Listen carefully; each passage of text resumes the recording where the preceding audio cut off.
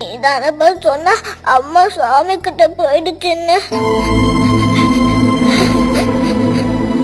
நான் உன்னை ரொம்ப தொந்தரவு பண்றப்ப என்னையும் அந்த சாமி கிட்ட அனுப்பிடுப்பா. அம்மா